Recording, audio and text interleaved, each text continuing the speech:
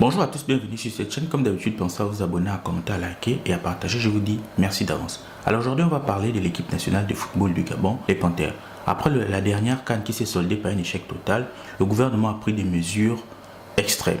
Notamment ici, dissoudre la sélection et écarter certains joueurs cadres, notamment Pierre-Emerick Aubameyang et Bruno Ekole Manga. Quel est le réel problème de la sélection nationale? N'y a-t-il pas ici une dimension globale lorsqu'on veut discuter de la question du football au Gabon? Donc voilà les problématiques qu'on va aborder aujourd'hui dans cette vidéo.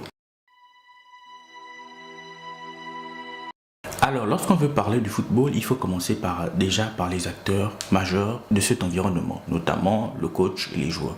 Donc, l'échec au cours de la dernière CAN, c'est d'abord ici la responsabilité du coach, M. Thierry Muyuma. Certains choix étaient discutables, etc., etc. Il y a certaines approches des matchs qui ont été ratées, notamment lors du premier match.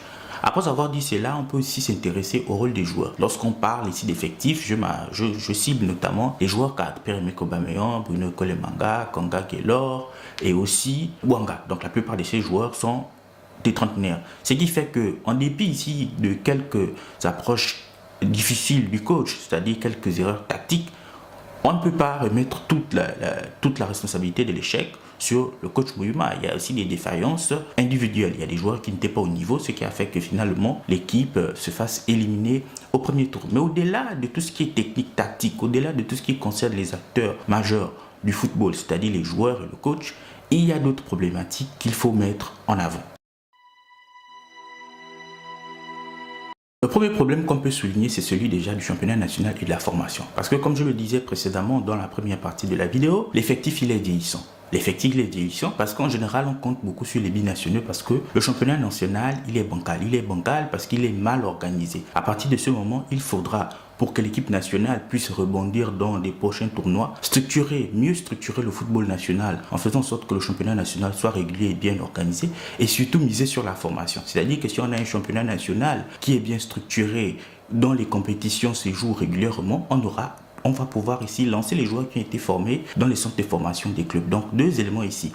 Améliorer le championnat national, faire en sorte qu'il soit ici mieux structuré, payer les joueurs, avoir des clubs qui ont des moyens, des budgets pour pouvoir ici payer les joueurs, de pouvoir ici organiser les clubs, faire en sorte qu'il y ait de la formation. Parce que lorsqu'on aura la formation, en plus des potentiels binationaux qui évoluent en Europe, on pourra avoir des joueurs de notre vivier national qui pourront ici renforcer l'équipe nationale. Après, il peut y avoir une autre problématique, la problématique de faire confiance aux joueurs qui évoluent au championnat local. Mais ce qui est sûr, si le championnat national, il est bien structuré, il fonctionne normalement, je ne vois pas pourquoi le coach ne pourrait pas s'appuyer sur le championnat national. En général, le coach, lorsqu'il ne s'appuie pas sur le championnat national, c'est parce qu'il constate, comme tout le monde, que le championnat national ne fonctionne pas. Normalement, il est bancal. Donc, il préfère ici prendre un joueur qui évolue en France, même si c'est au niveau amateur, au lieu de prendre un joueur qui fait 3 mois à la maison et les autres 3 mois, il est sur le terrain. Donc, voilà pour moi la première partie des éléments qu'on peut explorer pour améliorer le football national et faire en sorte que l'équipe nationale continue à briller dans les compétitions internationales.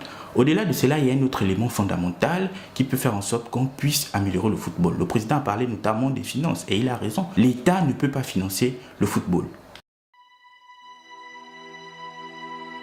Alors, pour avoir un championnat national et par ricochet une équipe nationale performante, il faut avoir un très bon championnat. Pour avoir un très bon championnat, il faut avoir de l'argent parce que l'argent est le nerf de la guerre. Alors, l'État peut financer le football, mais l'État ne peut pas totalement financer le football parce que l'industrie du football, elle demande beaucoup d'argent. Lorsqu'on regarde les grands championnats européens ou même des championnats, des ligues un peu périphériques, on se rend compte que ce n'est pas fondamentalement l'État qui finance le football. Ce sont les sponsors, ce sont les entreprises. Globalement, il se forme un écosystème qui s'auto-construit, qui s'auto-génère, qui s'auto-gère autour du football. Et ça, c'est la dimension qu'on doit aussi développer dans le championnat national gabonais ou dans le football national gabonais. Il faut faire en sorte que ça soit attractif pour qu'il y ait des sponsors, pour qu'il y ait tout un écosystème qui soit là, pour que les gens aillent au stade, pour qu'ils payent des abonnements de stade, pour qu'ils payent des places, etc., etc.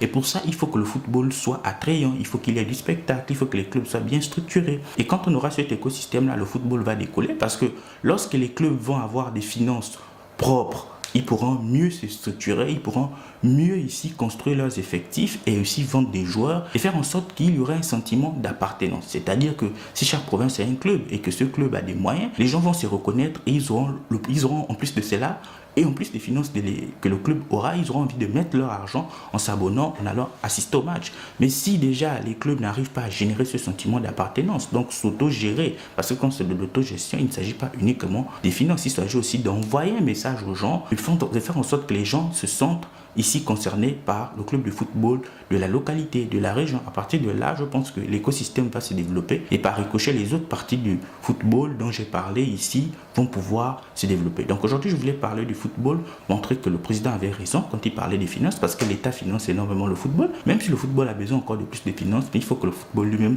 se prenne en main. Les acteurs, notamment les anciens joueurs, les coachs, etc., doivent ici rehausser le niveau, s'améliorer et faire en sorte que les choses aillent de l'avant. Donc merci d'avoir regardé cette vidéo, on se donne rendez-vous dans une prochaine vidéo.